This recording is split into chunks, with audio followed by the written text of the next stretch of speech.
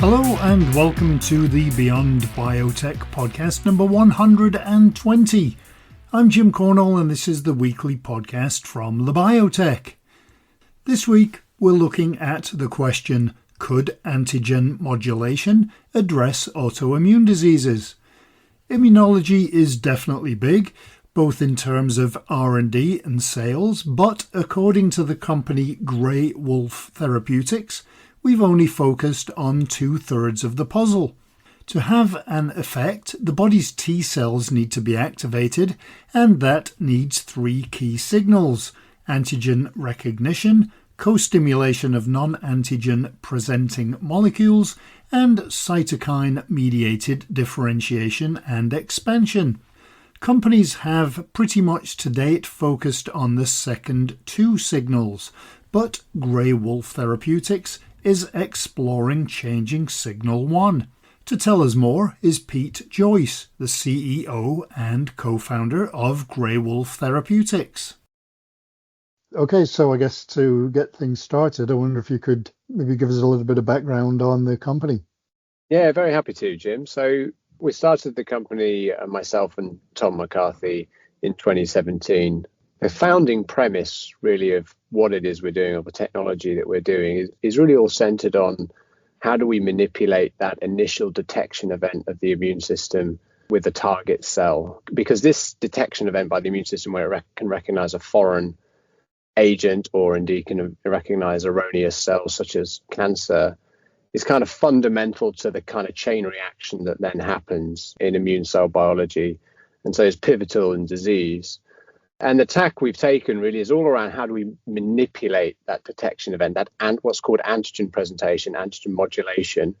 And so we essentially target a set of enzymes that can modulate the antigen repertoire of cells. And that's really exciting in cancer, because what it can do is essentially shift or lead to the detection of cancer in a state where prior the cancer has actually not been visible to the immune system. So the new antigens that get created through our technology can then stimulate a novel immune response and then lead to the attack of the cancer.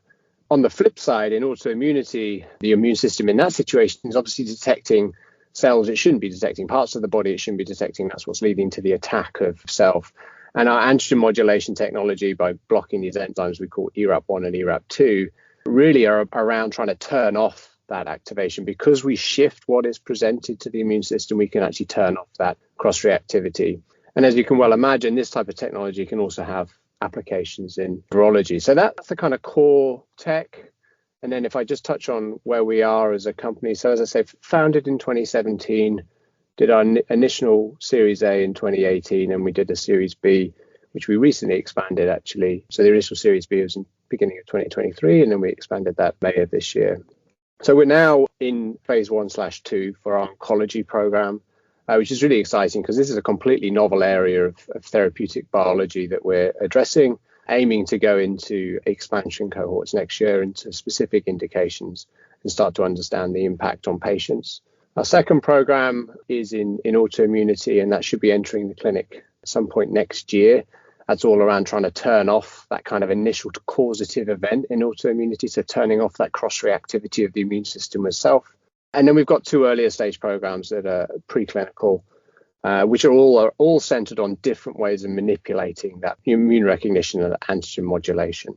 We're essentially trying to tackle that initial immune dysfunction that can happen in cancer, autoimmunity, and potentially also occurs in virology. Where did the name come from? Because a lot of names have kind of pathways or a scientific slant to them. Yeah, well, actually, when we were naming the company, I purposely wanted to name it not through a scientific guise. That was partly through memorability and recognition. And then, so the name actually comes from a mayfly mimic. So once upon a time, when I had more time, I used to do a bit of fly fishing. The grey wolf is a type of mayfly mimic. And actually a bit of a lucky charm. I seem to only ever catch fish when I use that. So I thought, well, let's name the company after a good luck omen. So that's where the name comes from. So yeah, nothing to do with oncology, autoimmunity, or virology. Could you perhaps go through the 3 steps or phases of the mechanics of immunology activating T cells? Yeah, absolutely. So what the textbooks will tell you is that the immune system requires 3 signals to become activated. So that first signal is that detection event. So that's the signal we're manipulating through our antigen modulation technology by blocking these enzymes we call ERAP1 and ERAP2. And so that requires the immune system to detect something different presented on the surface of a cell through what's called the MHC class 1 antigen presentation complex. And that's where it's detecting potentially peptides derived from viruses or mutated peptides because of the cancer, or indeed in the context of autoimmunity, signals that in essence it shouldn't be detecting. So that's signal 1. Signal 2 is called co-stimulation. That in essence is there to ratify that signal 1 is correct. So it's a kind of a fail-safe mechanism. Without that co-stimulation, there won't be an immunological response. So you kind of need the two things to happen in parallel. And so that's where immune checkpoint inhibitors work in the context of cancer immunotherapy. They're all trying to manipulate that co-stimulatory event, because as well as co-stimulation, there's co-inhibition of that type of signal to kind of control the balance of the potent immune system.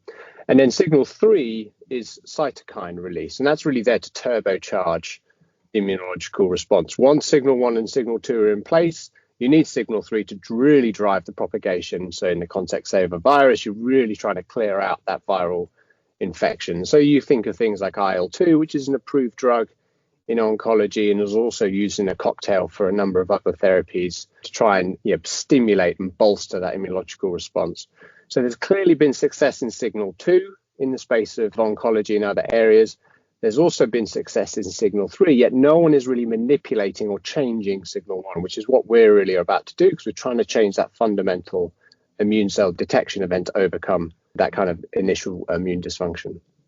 The stages that you mentioned there, are there sort of treatment areas that are traditionally associated with each of those 3 stages? Yeah, so in the context of signal 1, I guess that there are therapies out there that are trying to target pre-existing signal 1, as it were. So there's antigens that are presented on the surface of cells as flags to the immune system. And so you could think of things like CAR T therapy in the context of oncology and now potentially being applied in autoimmunity. You could also think about the likes of Immunology or Adaptimmune that target the MHC class 1 complex. And there's a number of other companies, but they're all predicated, or even vaccine therapies, they're all predicated on going after pre-existing antigens that are there. Now, the exciting thing there is that could potentially stimulate further, but then the other side is that hasn't led to an immune response in the first place, or a sufficiently strong enough immune response in the first place. In signal 2, that co-stimulatory event, that's the event that can get manipulated in certain diseases, and it's the potent regulator of the immunological response, because you have both activating parts of signal 2 and deactivating parts. And so if you think of drugs like Keytruda, pembrolizumab, Opdivo with nivolumab, these are blocking that anti-PD-1 axis, which is all part of that kind of signal 2 paradigm. And then signal 3, as I talked about, that's the kind of cytokine work. So we know in blocking certain cytokines, that has huge impact on things like autoimmunity. So think of IL-17s or the TNF alphas. But you also, in oncology, we know, as I mentioned before, that things like IL-2 can actually have clear effects in things like melanoma. The initial step, which is where you're kind of working, why is that step so important, and why has it traditionally not been investigated as much when looking for treatments? To go to why is it so important, I mean, it is the fundamental detection event. So without this, there is no immunological response, or put another way, if you're able to turn this off, then you can turn off the whole immunological response, at least on the adaptive side of the immune system. So it is fundamental, so it's really important. The reason as to why, probably a couple of reasons. One, we haven't found a way of safely manipulating this, because you are changing something quite fundamental in detection. We've been pushing the boundary here to see if we can, when we manipulate these enzymes, ERAP1 and ERAP2, that can in fact be tolerated. We've got a rationale as to why, and it's proving to be the case. We are seeing through our preclinical studies and now in the clinic. The other reason as well is when an area works in the space of therapeutic drug discovery, then it tends to attract approaches that are similar but ever so slightly different. Whereas not always do folks take that kind of look all the way kind of laterally at a very different type of approach. And that's for good reason, because this is a tough space to develop novel therapies in. And so you try and follow where things potentially have worked before to increase your likelihood of success. But our view is you really need to do something quite fundamentally different to either try and turn off autoimmune disease or to drive responses in oncology, which is why we've centered on manipulating that detection event, that signal one. You mentioned oncology. Are there other areas of disease that this is applicable to? Yes, so oncology is where we started, and that's where our most advanced program is currently. But as I mentioned earlier, we've got an autoimmunity program, which is also targeting the same enzyme as is an oncology program, but we're dosing differently, and we're trying to essentially turn off that immune response because there's very clear data that this particular enzyme, ERAP1, is actually responsible for producing the targets on the surface of normal cells that are causing the immune system to cross-react. So if we can turn off our enzyme, we can stop those targets being presented and we can turn off the immune response at source. So definite applications in a number of autoimmune diseases, which we're really quite excited about. And our recent funding now allows us to explore that in more detail. And then in virology, there's a very clear application. Akin to oncology, this is about in virology. Think of examples where, unfortunately, patients have been unable to clear a chronic infection. So hepatitis B as an example. In that instance, you're trying to stimulate a new immune response. And we think this could be a way of doing that because you could provide new antigens to the immune system that can then drive that response. Could you tell us a little bit more about inhibiting ERAP? Yeah, so those are our targets of interest, and that's what the company has been focused on, trying to develop therapies to inhibit. So these are the enzymes that are members, we call them ERAP1 and ERAP2 for short. They're members of the antigen presentation pathway. In essence, they're trimming enzyme, which means they take off amino acids from peptides that are then shuttled through this pathway to be presented at the cell surface to the immune system and be seen as either self or non-self. They're a mechanism that we can essentially manipulate and tweak that ultimately leads to a difference up at the cell surface. And we can do that with small molecule inhibitors. And our inhibitors bind allosteric sites in the enzyme that in essence can then turn off the enzyme's activity and then change what is presented at the surface of the cell. Moving from that to the work that you're doing, could you tell me about your candidate, what it is and how it works and how it would be administered? Yeah, absolutely. So we've got two candidate molecules now, both of which are inhibitors of ERAP1, and so they're differentiated in terms of their overall properties. Our candidate in oncology that is coming to the end of phase 1 is called GRWD5769. It's an oral small molecule, so patients take this drug twice a day at the moment as part of the clinical trial. We're about to enter phase 1B or phase 2A early next year, and this is where we get to start to explore in specific cancer indications in patients. Our second program also, as I said, an inhibitor of ERAP1, we call that GRWD0715, and that is currently going through the latter stages of preclinical development with a view that we will enter into autoimmunity and specifically into a disease called axial spondyloarthritis, which is in essence where the immune system starts to attack the joints within the back, so the sacroiliac joints within the back, as well as potentially other parts of the body. And so that molecule is, in essence, is trying to turn off that initial detection event of the immune system, so to turn off the immune response at source. So those are the two candidates, and I said we've got two earlier stage programs, one targeting the enzyme ERAP2, which is essentially the sister enzyme of ERAP1. When we block that enzyme, we change the antigen repertoire in a different way. And then we've got a fourth program, which is really trying to target some of those changes that we drive at the cell surface that might allow us to treat particularly tough to treat cancers, as well as even have applications in virology. And how would this treatment be an advance on current treatments, or would it be something that you use in conjunction with other treatments? So in the context, if I go to autoimmunity first, we see this really as something, because it's going at the source of disease, the cause of disease. We see this essentially starting to work in patients where we haven't seen responses, or unfortunately the patients have either responded to the current standard of care, such as the anti-TNF molecules, but have then relapsed and not seen any benefit. And so, yeah, there's a lot of patients, unfortunately, either don't respond, or if they do respond, then they relapse. And we think this is where this therapy could be particularly effective. In the context of oncology, because of the treatment paradigm in oncology, we are actually going in combination with an anti-PD-1 agent, cemiplimab. The aim there is we're combining something that manipulates signal 1 in our ERAP1 inhibitor is something that works on signal 2, so completely orthogonal or differentiated. And as a result, we can either increase the durability of response in patients or even start to see responses in patients where we haven't seen responses before. What does this mean for patients? What are you anticipating means success? Yeah, so success in oncology would be increasing the durability of response. We see the ability to shrink their tumors and ultimately see longer outcomes for those patients. And then potentially in the future, we might even see those patients, unfortunately, that aren't responding to any current therapy. We can actually lead to a response in those patients, which obviously would have an impact on their overall disease outcomes. In the context of autoimmunity, the idea is to put these patients into remission, really, so they no longer have all of the horrible symptoms that come as a result of the immune system attacking the body. So we alleviate all of that damage and we essentially turn it off. So in theory, the idea is these patients become significantly symptom-free. Does the stage at which a disease is at make any difference to the treatment? In oncology, I mean, yes, it does, because unfortunately, if you're in very late stage patients, those patients have had a number of other therapies.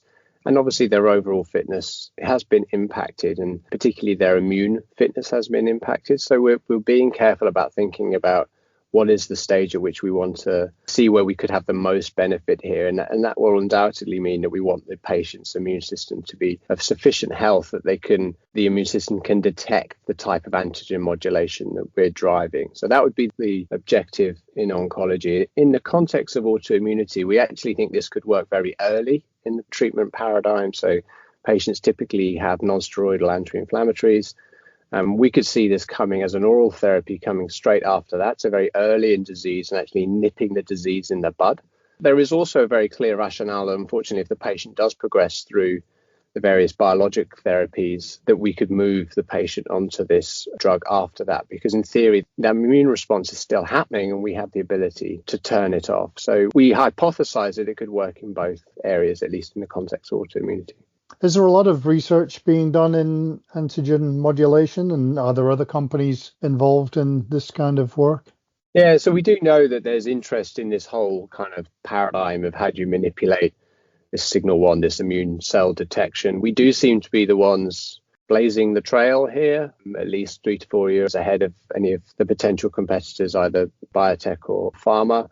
But, I think, that's an exciting opportunity for us to really uncover and understand the biology in much greater detail, whether it be in oncology and or in autoimmunity. But there is no doubt there's a lot of work going on in this space. Actually, some of the original academic work in antigen presentation came really from the UK in Oxford and Cambridge and other places. But yeah, we seem to be leading the way, although there's definitely earlier stage interest in earlier programs.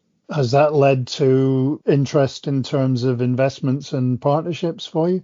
Yes, absolutely. So yeah, we are currently in the process of exploring potential partners on our earlier stage programs. And, we maintain a constant dialogue with the investment community and pharma community with regard to what we're doing. And I think it's fair to say there's a fair amount of excitement as to what we're doing. So the novelty is hugely exciting because of, it is backed up by fundamental human biology that, is fundamental to an immune response.